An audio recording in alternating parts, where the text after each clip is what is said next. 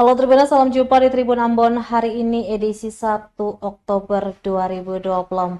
Selama beberapa menit ke depan, kami akan menghadirkan sejumlah informasi terupdate dari Kota Ambon dan sekitarnya. Bersama saya Tanita Patesina, dan inilah Tribun Ambon hari ini. Kita mulai dengan berita pertama. Dishub Maluku penuhi permintaan sopir angkot, Maxim siap dibekukan. Kepala Dinas Perhubungan Maluku Muhammad Malawat akhirnya angkat bicara terkait aksi demonstrasi oleh sejumlah sopir angkot. Malawat menegaskan siap memenuhi permintaan dari para sopir angkot dengan membukukan transportasi online yaitu Maxim di Kota Ambon. Pernyataan itu disampaikan setelah Malawat dituding sebagai pejabat pemerintah yang sering menyampaikan omong kosong. Lantaran 2 tahun berjalan, pihaknya tidak becus menyelesaikan persoalan dimaksud. Sementara itu, Sekretaris Asosiasi Sopir Angkot Kota atau ASKA Ambon, Teddy Nilwan mengatakan keberadaan Maxim membuat pendapatan mereka semakin menurun. Untuk itu, aspirasi ini harus disampaikan agar pemerintah bisa mengkaji kembali keberadaan Maxim. Pihaknya bakal meminta agar Kepala Dinas Perhubungan Maluku, Muhammad Malawat, dipecat dari jabatannya karena dia dinilai tidak becus dalam mengatasi persoalan transportasi online di Kota Ambon.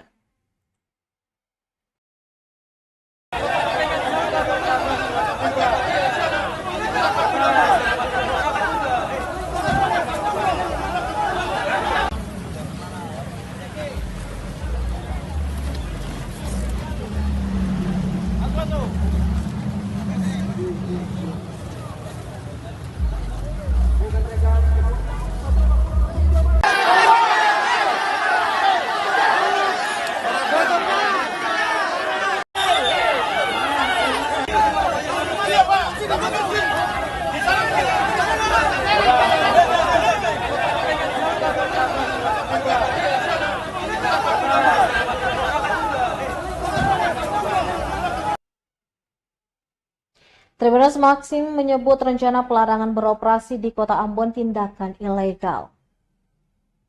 Rencana pembekukan aplikasi Maxim di Kota Ambon tanpa alasan dan landasan hukum yang jelas dinilai merupakan tindakan yang ilegal. Hal itu disampaikan PR spesialis Maxim Indonesia, Yuan Ifdal Khoir, menanggapi pernyataan Kepala Dinas Perhubungan Maluku, Muhammad Malawat, yang mengaku akan membekukan operasi Maxim di Kota Ambon untuk tuntutan para sopir angkot. Dijelaskan, Maxim sudah berdiri di Indonesia sejak tahun 2018 dan telah tersedia di 250 kota di Indonesia.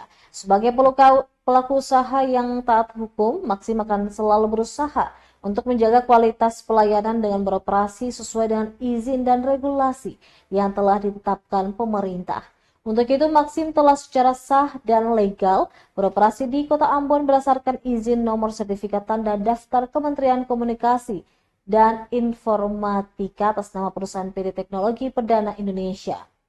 Diberitakan Kepala Dinas Perhubungan Maluku Muhammad Malawat akhirnya akan bicara terkait aksi demonstrasi oleh sejumlah sopir angkot. Malawat menegaskan siap memenuhi permintaan dari para sopir angkot dengan membekukan transportasi online yaitu Maxim di Kota Ambon. Padahal, transportasi online belum mengantongi izin beroperasi selama 2 tahun berjalan.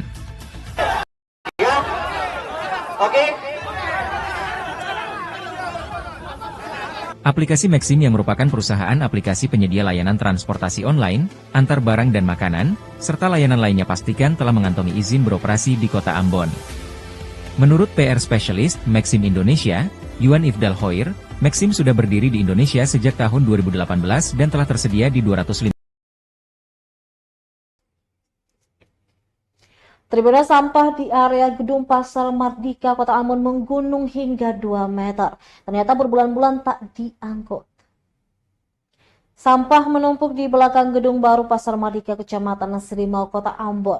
Pantauan tribunambon.com Senin 30 September 2024 sekitar pukul 14.30 waktu Indonesia Timur. Tumpukan sampah tepat berada di depan pintu darurat menggunung hingga lebih dari 2 meter.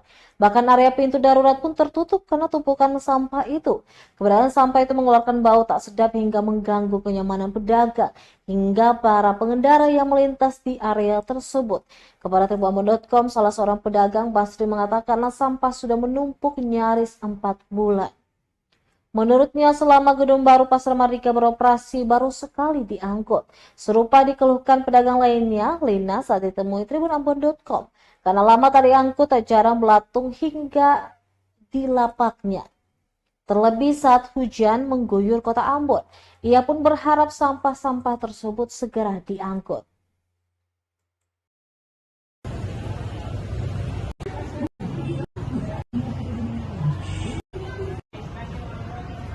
Ini seberapa lama Bapak?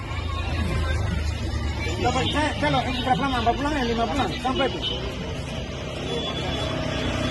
Ya, 4 bulan, 3 bulan, 4 bulan. Belum pernah diangkut sampai sekarang Bapak?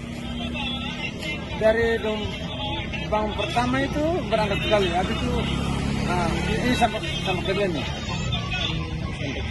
Sampai kedua sampai 4 bulan. Aku mau sampai ini nih mengganggu Bapak dong kasihan.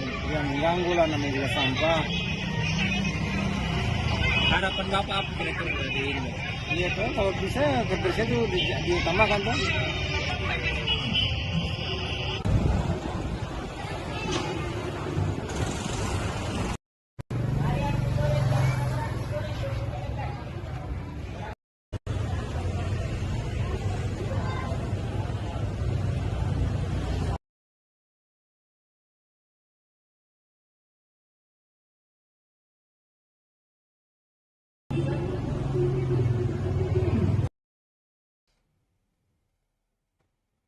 Beralih ke berita selanjutnya, di Perkemahan Bina Karakter, Latoriu berulang kali mengingatkan siswa untuk peduli lingkungan.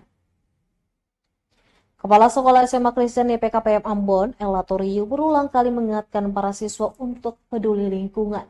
Kali ini disampaikan saat pembukaan Perkemahan Pramuka Bina Karakter yang berlangsung di halaman sekolah, Senin 30 September 2024. Latoriu mengatakan kegiatan pramuka yang berlangsung hingga Selasa 1 Oktober 2024 itu harus menjadi ruang efektif pembentukan karakter, terlebih membangun kecintaan akan lingkungan. Sesuai tema, siswa yang berkarakter adalah siswa yang tangguh dan peduli lingkungan. Para siswa akan mendapatkan arahan, pencerahan, hingga simulasi yang menyentuh persoalan lingkungan dan kepribadian. Sehingga usai kegiatan, tak hanya bekal pengetahuan, namun target kegiatan diharapkan tercapai secara bertahap. Dalam kegiatan pembinaan tersebut, Latoriu juga mengajak para guru untuk ikut bersama menciptakan lingkungan sekolah yang mendorong pembentukan karakter peduli lingkungan. Mulai dari kebersihan lingkungan sekolah hingga mencermati perubahan iklim. Ya, tapi kita bersama pramuka, kita masih sama ya. Jadi tujuan dari kegiatan Kemah Bakti ini selain kita menumbuhkan jiwa berdimensi 20 pelajar Pancasila tadi, tetapi juga kita mengarahkan kepada anak-anak untuk berperilaku peduli lingkungan, merawat bumi. Ya, saya selalu mengatakan mari kita mencermati kondisi perubahan iklim yang ada ini. Sehingga melalui kegiatan pramuka ini juga anak-anak dibentuk karakternya untuk peduli lingkungan. Nah, sudah saatnya kita warga Kota Ambon, warga masyarakat untuk melihat dampak dari perubahan iklim ya, yang sebenarnya sudah kita rasakan di saat ini. Naiknya permukaan air laut ya, kemudian perubahan iklim yang sangat ekstrim, itu tanda-tanda sebenarnya perubahan iklim. Sehingga anak-anak juga harus peka. Terutama tadi saya himbau, selama kegiatan berlangsung mari berkomitmen terus menjaga lingkungan dari bebas plastik. Yang menipis lapisan ozon karena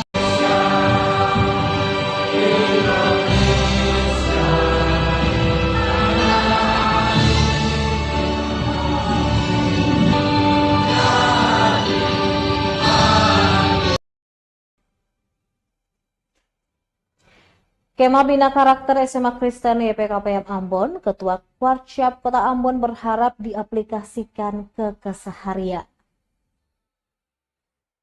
Sekolah Menengah Atas SMA Kristen Yayasan Persekolahan Kristen Protestan Maluku YPKPM Ambon kembali mengadakan kegiatan pramuka tahunan yang digelar di Aula Sekolah pada Senin 30 September 2024. Kegiatan tersebut akan berlangsung selama 2 hari, yakni dari Senin hingga 1 Oktober 2024. Gugus Depan Yosep Kam Pangkalan itu mengambil tema siswa yang berkarakter adalah siswa yang tangguh dan peduli lingkungan. Kegiatan dibuka secara langsung oleh Ketua Warcap Kota Ambon, Agi Latif Heru, dan diikuti sebanyak 262 siswa yang terbagi dalam 28 sanggah dan setiap sanggah terdiri dari 14 orang. Dalam kesempatan itu, Agil Otoheri meyakini perkembangan bina karakter yang dilaksanakan oleh SMA Kristen PKPM Ambon pasti mempengaruhi karakter siswanya dalam hal positif. Ia mengatakan perubahan bukan hanya tentang karakter secara umum, tetapi bagaimana siswa mengimplementasikan di kesehariannya. Ia kembali menuturkan pramuka adalah aktivitas positif yang berperan besar mempengaruhi semangat siswa dalam beraktivitas. Sementara itu, Kepala Sekolah SMA Kristen PKPM Ambon Elaturiu berharap kegiatan ini dapat membentuk karakter dan juga pola pikir siswa secara bertahap. Ia juga mendorong warga sekolah selama kegiatan untuk berkomitmen menjaga lingkungan dari sampah plastik. Dengan hormat, pada waktunya mohon kiranya Kak Warca berkenan sebagai Inspektur Apel pembukaan Kema Bakti Bina Karakter sekaligus memberikan sambutan dan membuka. Tabea. Ya, pakai semangat komando kami tabea. Ya, tapi kita bersama pramuka, kasau kita.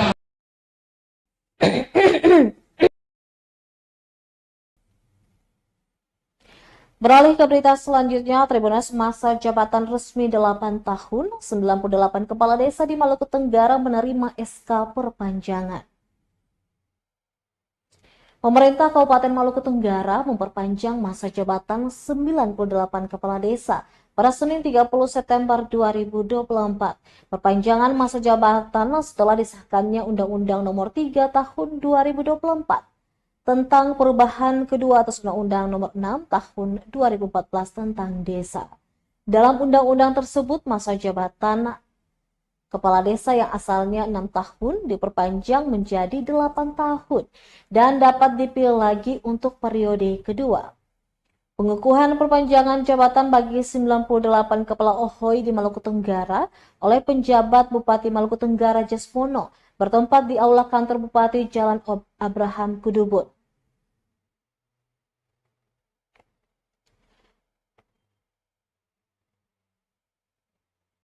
Jasmono mengatakan perlu dilakukannya penyelarasan program desa dengan mengacu pada RPJMD Kabupaten agar seluruh perencanaan dan penganggaran selaras dengan pemerintah Kabupaten Maluku Tenggara. Ia juga berpesan agar kepala desa senantiasa meningkatkan kinerja dalam penyelenggaraan pemerintah desa.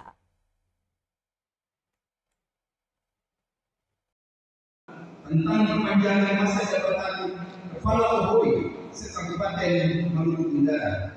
Saya percaya bahwa saudara-saudari akan penandatanganan berita acara umum perwakilan kepala Ambon yang pendampingan bagi para kepala OHOI, penjabat kepala OHOI, camat dan seluruh jajaran pemerintah daerah. Kita akan bersama-sama untuk membangun Maluku Tenggara agar bisa melakukan langkah percepatan untuk menuju Maluku Tenggara yang maju dan masyarakatnya lebih sejahtera. Rekan-rekan Forum Koordinasi Pimpinan Daerah Kabupaten Maluku Tenggara, pimpinan dan anggota DPD Kabupaten Maluku Tenggara, Pak Penjabat Sekretaris Daerah, para asisten, staf ahli bupati dan seluruh kepala perangkat daerah Tenggara, pimpinan dan anggota DPD Kabupaten Maluku Tenggara. Judul Jaga Tradisi, Walang Kreatif mengangkat kondisi tenun Tamim Mimbar dalam film dan buku. Menenun Harapan itu judul film dokumenter yang diproduksi Walang Kreatif. Tampilkan potret para penenun khas Kepulauan Tanimbar dalam menghidupkan tradisi di tengah modernisasi. Proses produksi tradisional versus modern dijahit apik dalam durasi 30 menit. Tak heran jika akhir pemutaran film pendek itu dihadiahi tepuk tangan hingga Aula Fakultas MIPA Universitas Patimura Ambon seketika riuh pada Senin 30 September. Tak sampai di situ, peluncuran sekaligus bedah buku bertajuk Tenun Tanimbar Dulu, Kini, dan Esok makin membuka pemahaman akan kondisi hari ini hingga ancaman keberadaan seni kriya itu.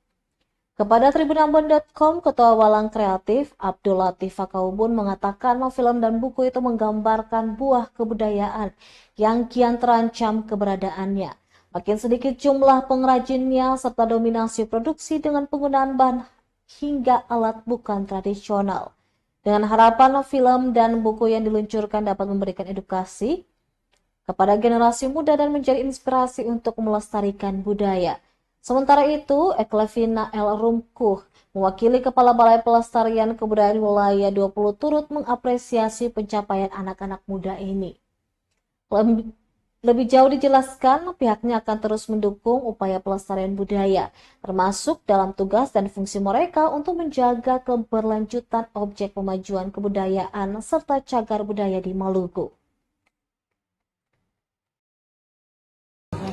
Kami hari ini mencoba melakukan screening dan diskusi film plus ada launching buku. Nah, di mana dalam kegiatan kami pada saat ini lebih mengarah pada bagaimana pengembangan kebudayaan. Nah, kebudayaan yang kami coba angkat dalam isu yang ada di dalam film maupun dalam buku adalah salah satu wastra budaya yaitu tenun. Nah, kami melihat tenun ini sudah mulai jarang dikerjakan secara tradisional, baik secara pengolahan bahan baku yang dipakai sebagai bahan utama tenun maupun bahan pewarnaan.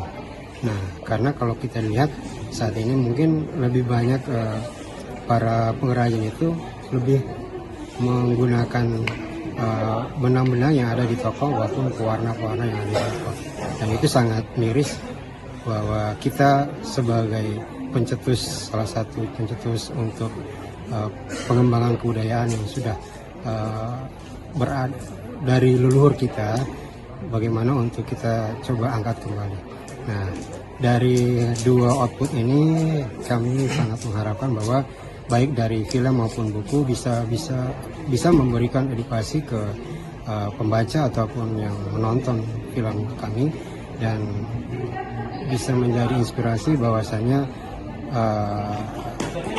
terus dalam pengembangan kebudayaan, dalam hal ini bagaimana upaya kita sebagai generasi ada dalam setiap kegiatan-kegiatan kebudayaan. Kami juga ada di dalam upaya-upaya pelestarian kebudayaan.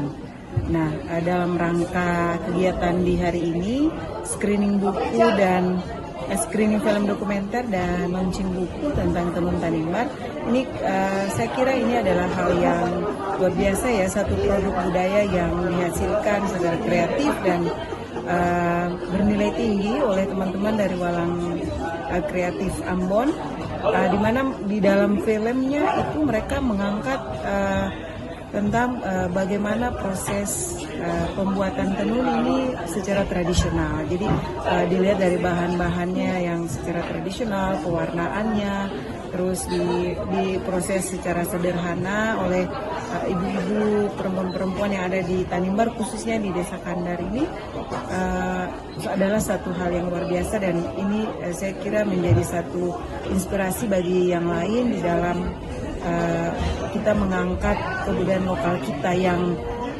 sudah mulai tergerus oleh arus modernisasi yang pesat dan perkembangan iptek yang modern ini, karena sebenarnya esensi daripada muatan lokal yang bernilai tinggi seperti tenun Tanimbar ini ada pada bahan pembuatan dan proses serta motif-motif dan teknik ikat yang benar-benar memiliki ciri khas khusus yang hanya dimiliki oleh orang Tanimbar. Artinya motif-motif itu hanya milik orang Tanimbar, di mana memiliki nilai, memiliki makna yang sangat tinggi ya, saya kira untuk masyarakat di Tanimbar dan juga kita di Maluku.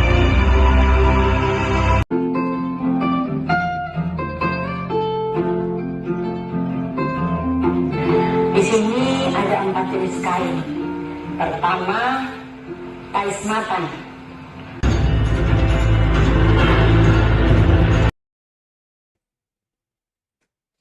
Baik Tribuners, demikianlah Tribun Ambon hari ini edisi 1 Oktober 2024.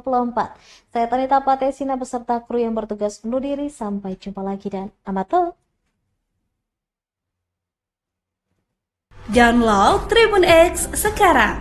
Menghadirkan lokal